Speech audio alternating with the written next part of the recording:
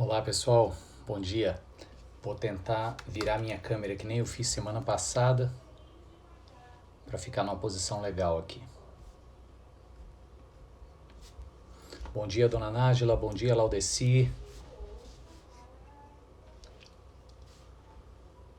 Bom dia, Adelaide. Deixa eu virar aqui agora, peraí, com licença, hein? Deixa eu escrever antes primeiro. O nosso texto bíblico será Marcos capítulo 4, do 30 ao 34. Marcos capítulo 4, do verso 30 ao 34. Ok. Eu vou virar a câmera aqui para ficar melhor a visualização, ok? Com licença. Pá. Preciso aqui... Deixa eu ver. Será que tá bom assim? Tô olhando aqui no meu monitor aqui no computador para ver se tá ficando legal a imagem. Espero que sim. Pera aí, deixa ele virar aqui que ele tem um delayzinho. Ixi, ficou muito baixo, né? Pera aí. Que tal se eu colocar assim? Tá melhor? Bem, eu acho que sim, né? Deixa eu ver quem tá aqui comigo. Vamos dar um minutinho pro pessoal ir entrando.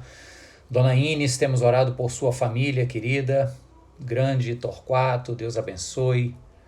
Samares, Isabelle, quem mais? Elizabeth, Laudeci já falei, Sandra, bom dia, Iraídes, bom dia, Rodrigo, bom dia, Roberta, bom dia, Ana, bom dia, Martinha, Lorena, bom dia, grande Rafael, imagino que esteja fora do Brasil, Deus abençoe você, bom dia, Ana Magalhães, bom dia, Lorena, maravilha, gente.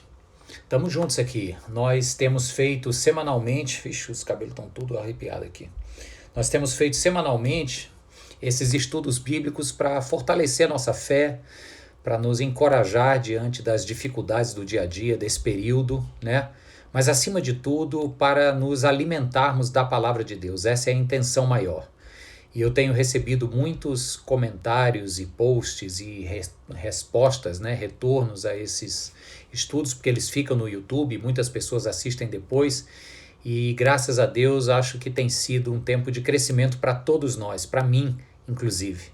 Então, conforme você está vendo aí no comentário... Ih, rapaz, eu esqueci foi de fixar o comentário. Peraí, eu vou virar a câmera, vou fixar o comentário para quem for entrando saber em que texto nós estamos lendo, e aí depois a gente começa, ok? Então, com licença, deixa eu voltar lá em cima, vou pegar o texto que eu escrevi, que está aqui, e vou fixar. Pronto, agora sim. Voltei. Joia. Acho que... Cadê? Eu estou olhando aqui no meu retorno, ele tem um delay, tem um atraso. Ó, agora eu estou aqui virando a câmera ainda, mas ok, vai dar certo. Vamos lá, gente. Eu quero ler com vocês, dando as boas-vindas aí, doutora Firmina, Flavinha, Jaqueline, dona Matilde, Daniel Benevides, direto de onde, Daniel? Soube que você viajou. O homem um dia estava em Helsinki, se eu não me engano. Agora foi para Wuhan, na China. Deus abençoe Daniel e Andréia. Vamos lá. Eu quero começar então lendo com vocês esse texto que está fixado aí no comentário, e ele faz parte desse estudo sequencial do Evangelho de Marcos que nós temos feito. E especialmente agora, nesse tempo de isolamento, é possível até que eu agregue um dia a mais, né, na nossa semana, para a gente ficar com o coração cheio da palavra de Deus. Deixa eu pensar nessa possibilidade, porque no isolamento rígido, né, o famoso lockdown, a gente está mais tempo em casa. Então vou pensar, vou ver se vai dar certo isso, porque a gente acaba trabalhando mais, né, de casa, isso é uma grande verdade. Marcos capítulo 4, verso do 30 ao 34, a parábola do grão de mostarda. Espera para ver o que Deus vai falar ao seu coração hoje. Vamos ler? Diz assim: novamente ele disse, só um início aqui, novamente por quê? Porque ao longo do capítulo 4, Jesus vem falando em parábolas apenas, e essa já é a terceira vez que ele usa a ilustração da semente. A parábola do semeador foi a primeira, a parábola da semente é a segunda, é uma outra parábola, e agora a parábola da semente da mostarda, do grãozinho da mostarda. Então, Jesus está insistindo nessa imagem e tem um porquê nisso, ok? Ele diz então, com o que compararemos o reino de Deus? Que parábola usaremos para descrevê-lo? O reino de Deus é como um grão de mostarda, que é a menor semente que se planta na terra. No entanto, uma vez plantada, cresce e se torna a maior de todas as hortaliças, com ramos tão grandes que as aves do céu podem abrigar-se à sua sombra. Com muitas parábolas semelhantes, Jesus lhes anunciava a palavra tanto quanto podiam receber. Não lhes dizia nada sem usar alguma parábola. Quando, porém, estava a sós com os discípulos, explicava-lhes tudo. Vamos parar aqui e vamos orar? Amado Deus e Pai, nós começamos essa semana agora, cientes da Tua presença em nossas vidas e dependentes do Teu perdão sobre nós.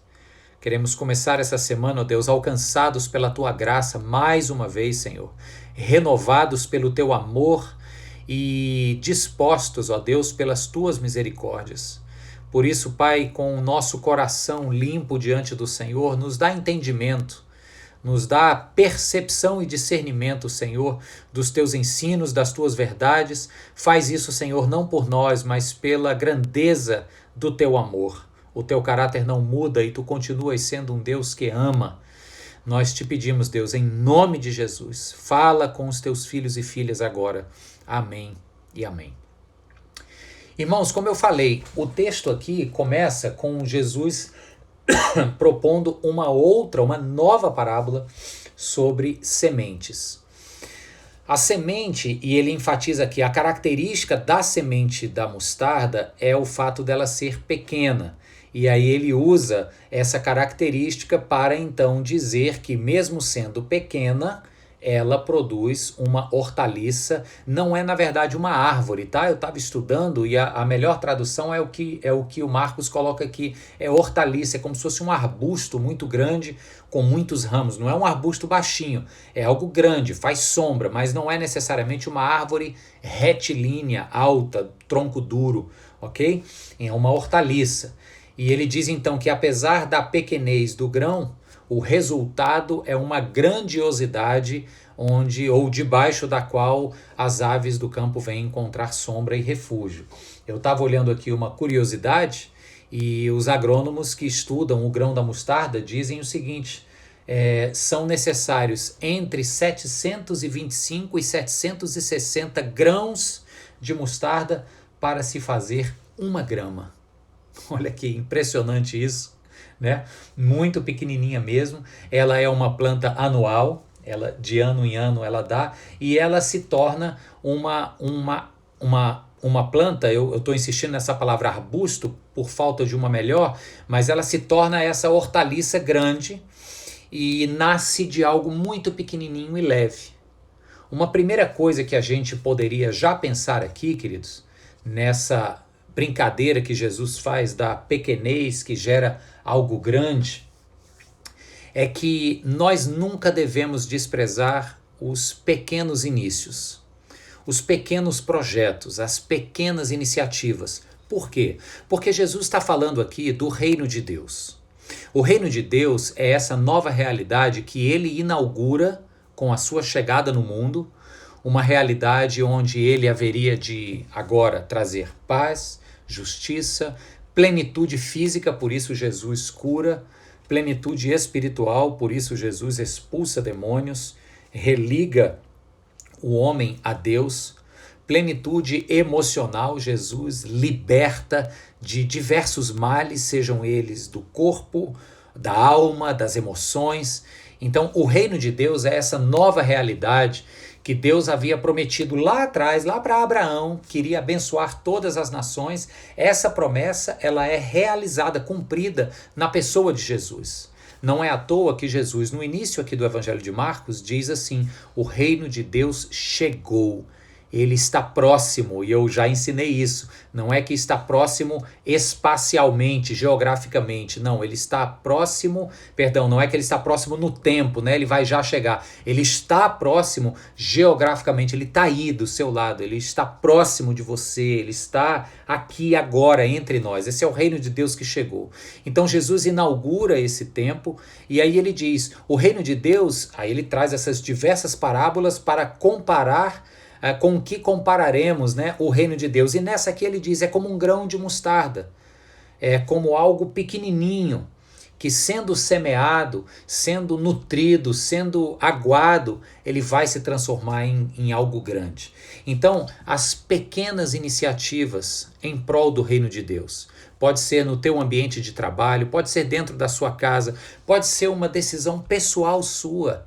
Eu gosto daquela frase, já está bem batida, mas ela é uma frase muito verdadeira, que diz assim, antes de querer mudar o mundo, ponha em ordem o seu quarto. Arruma a sua casa primeiro, antes de querer arrumar a vida dos outros.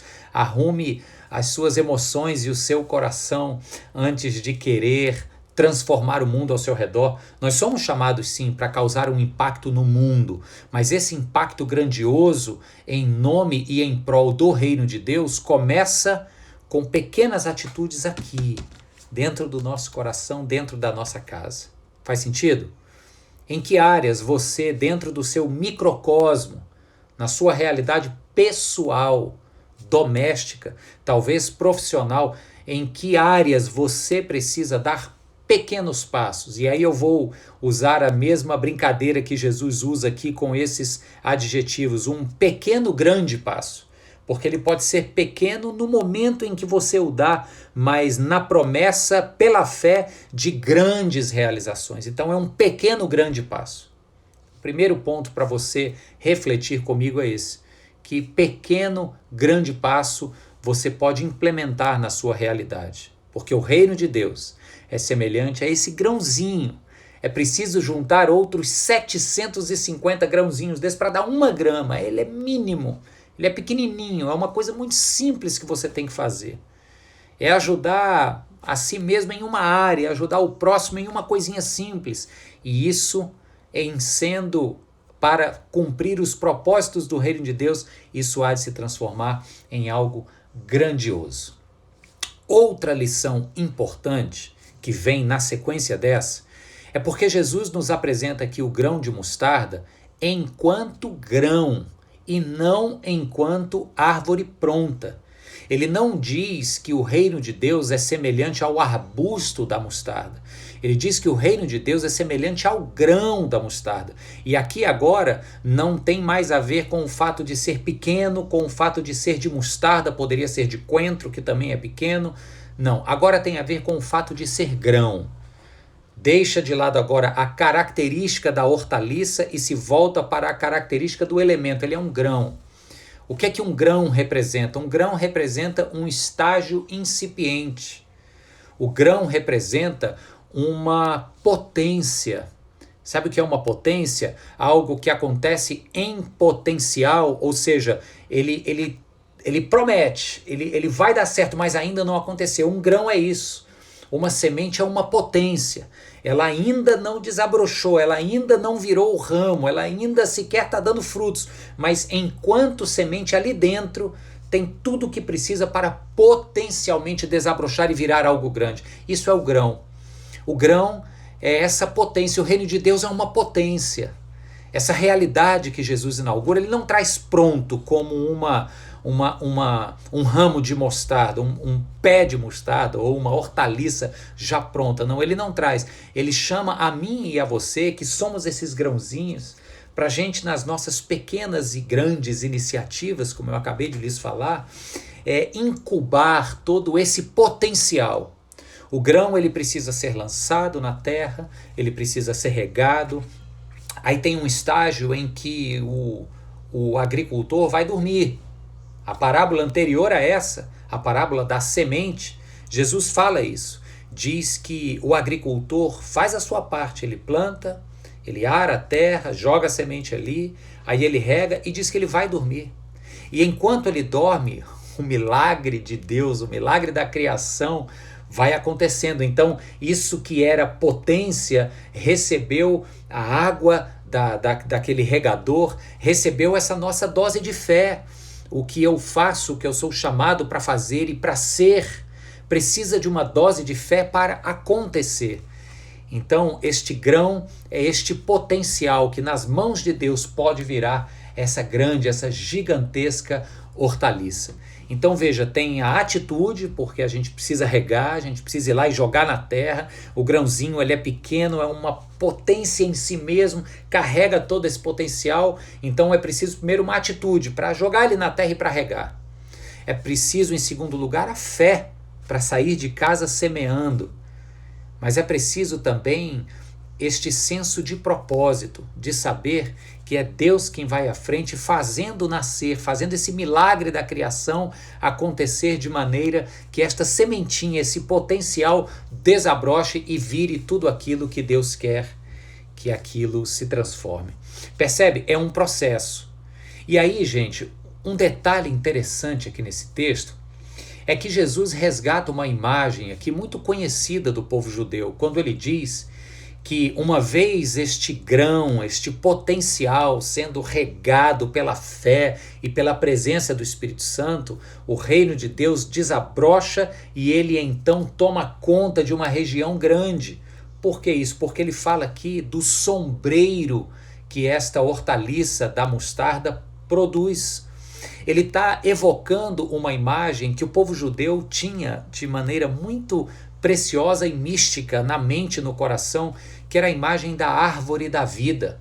É como que ele chama aqui no livro de Daniel a árvore do mundo. Está lá no capítulo 4, versos de 10 a 12, da profecia de Daniel. Eu vou ler aqui para você, só para você ver de onde que Jesus está tirando essa imagem, para comparar essa realidade nova que ele inaugura o reino de Deus. Capítulo 4 do livro do profeta Daniel, diz assim no verso 10. Estas são as visões que tive quando estava deitado em minha cama. Olhei e diante de mim estava uma árvore muito alta no meio da terra. Essa árvore cresceu tanto que a sua copa encostou no céu. Era visível até os confins da terra. Tinha belas folhas, muitos frutos. Nela havia alimento para todos. Debaixo dela os animais do campo achavam abrigo e as aves do céu vinham em seus galhos. Todas as criaturas se alimentavam daquela árvore. O que Marcos está escrevendo aqui? Ele está trazendo essa parábola em que Jesus diz que o reino de Deus começa com esse potencial da sementinha, e a gente já viu que isso inclui a minha e a sua disposição de não desprezar os primeiros começos, os pequenos starts para a glória de Deus. Então o reino de Deus começa com essa pequenininha dose de fermento que vai levedar toda a massa.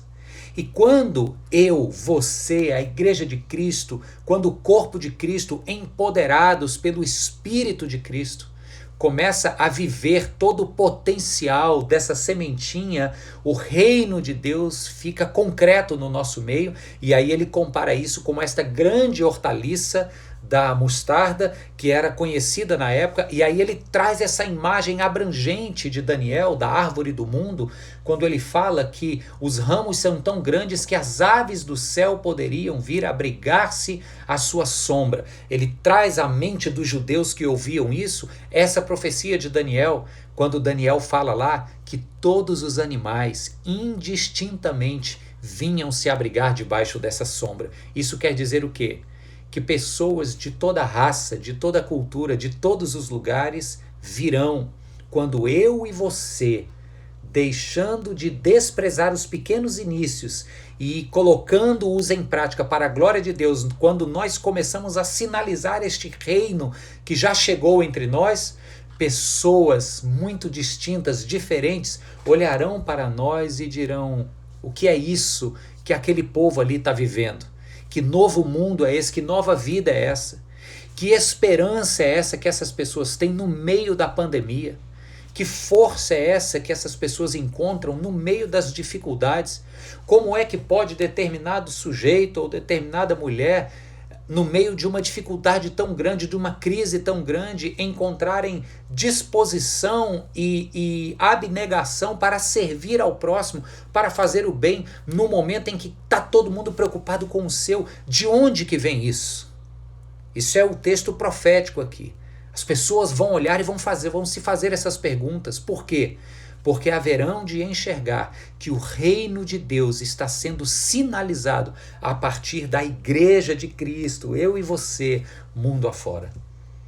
Então, queridos, esse texto para a gente começar a semana, ele é um tremendo desafio. Primeiro porque ele nos chama às nossas atividades pessoais, muito individuais, os pequenos, grandes passos que a gente precisa dar aqui agora, sabendo que há um potencial de Deus aqui dentro para se transformar em grandes projetos. E aí você já foi desafiado a pensar que pequenos passos são esses, que pequenos ajustes você precisa fazer para que o reino se manifeste na sua vida e a partir da sua vida.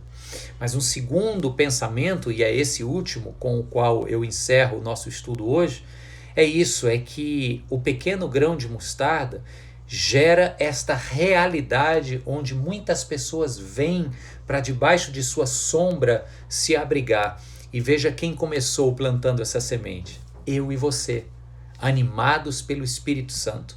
Então isso é para te lembrar que a sua vida tem um propósito muito maior do que apenas as suas realizações pessoais. Muitas vezes até, sejamos sinceros, egoístas. Eu costumo sempre dizer isso e gosto de lembrar.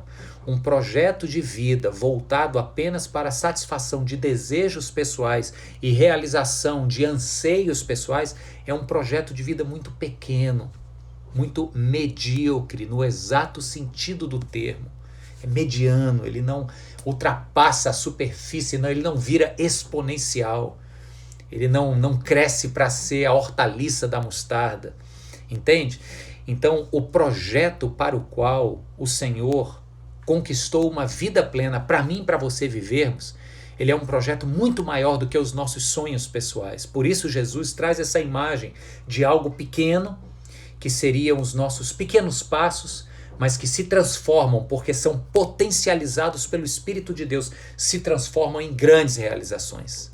A pergunta é, você está disposto, está disposta a se deixar usar pelo Senhor para ver todo esse potencial que Ele plantou no seu coração dessa sementinha sendo extravasado, explodindo em grandeza e em grandiosidade para dar lugar aos projetos dele no mundo? Você está disposto a isso? Sim ou não?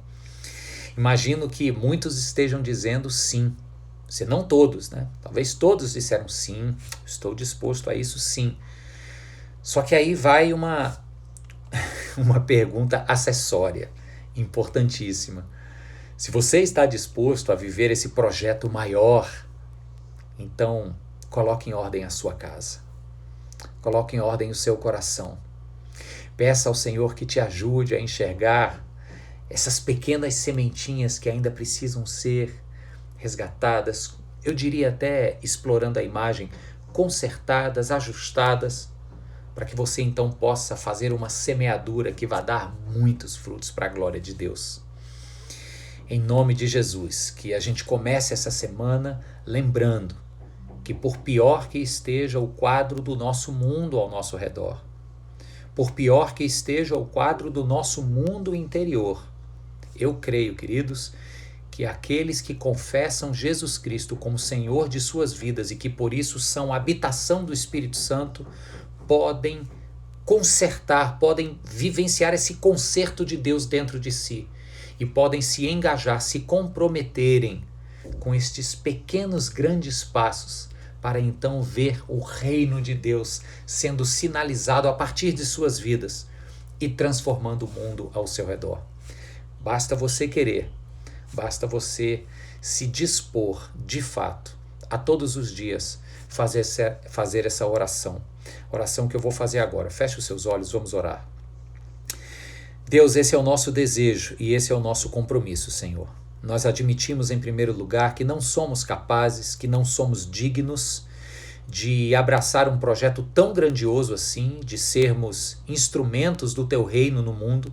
Reconhecemos isso, mas reconhecemos também através da tua graça o teu perdão, e tomando posse desse perdão, meu Deus, nos apropriando desta graça sem medidas, nós nos enchemos do Senhor e te pedimos, Pai, que nossas vidas possam sinalizar este reino que já chegou e está no nosso meio. Que o reino de Deus faça algo novo em nossas casas, em nossos corações, e a partir daqui, que nossas vidas sejam instrumentos para os propósitos desse reino, e que nos comprometamos, Senhor, com projetos de vida maiores, grandiosos, projetos que têm a tua assinatura, Senhor. Nós oramos isso em nome de Jesus e dizemos juntos amém e amém. Bênção, pessoal. Palavra de ânimo e motivação para estarmos juntos nessa semana. Conforme prometi, eu vou pensar na possibilidade da gente ter 2 estudos na semana agora, né? Porque o isolamento está rígido, aqui em Fortaleza pelo menos a gente está de lockdown, muita gente em casa. Eu tenho ido para a igreja alguns dias na semana, a gente está funcionando em regime de escalas lá, porque o decreto do governo permite que quando a gente faz trabalho de assistência, né, a pessoas em situação de risco, a gente pode sair de casa, transitar. Então estou já indo para lá, a gente está numa campanha forte de doação de cestas básicas. Se você quiser participar, entra no YouTube da igreja, olha lá o vídeo da pregação de domingo agora, ou então entra no Instagram da igreja, no link da bio lá, do perfil do Instagram da igreja, IP Nova Jerusalém, tem as informações para você participar da campanha da cesta básica. A gente está comprometido em levar comida para a mesa de quem está precisando. Essa é uma forma, gente, de nós vermos o grão de mostarda crescendo. Uma cesta básica, meia cesta básica, R$10, o que for. Você coloca ali naquela conta e eu garanto para você que aquilo vai construir um sombreiro debaixo do qual as pessoas que estão carentes agora pelos efeitos da pandemia, debaixo do qual elas vão buscar ajuda. Então, faça a sua parte. IP Nova Jerusalém. É o Instagram da igreja. Clica no link lá do perfil e você vai ver uma série de oportunidades de engajamento, dentre elas participar da doação da cesta básica, ok? Deixa eu dar tchau aqui para vocês. Eu vou olhar para o meu monitor aqui, que é onde eu estou vendo o nome do povo, porque para quem entrou depois eu estou usando a câmera frontal, a câmera de trás, que a minha da frente quebrou. Tá dando muito reflexo. Deixa eu ver aqui. Olha a Débora, a Juliana Caminha, a Cris. Quem mais está aqui? A Bela, Isabela tá aí. Já dei bom dia para sua mãe. Tô vendo aqui a Andréia, falei, né, que eles estão viajando. A Margarete, o Alex. Eita que é gente. Maravilha, pessoal. Letícia, Lilian, Deus abençoe você e o David, Lilian, Tatiana Mendes, Diana, Alane, o Ricardo Ari, Deus te abençoe, irmão, temos orado muito pelo seu pai, Deus abençoe grandemente. Quem mais? TT, sempre presente aqui, TT, Natália, a Suzana está aqui também, a Aline, a Sandra Cabral. Puxa, gente nova aqui, que bênção, gente. A Ana, já dei bom dia. Marcelo Bezerra tá aí, seja bem-vindo, Marcelo. Marcelo Machado também. Cláudia Camarote, sempre presente. Claudiana. Elidiana, eu acho que é. Bem, pessoal, Deus abençoe vocês. Um forte abraço.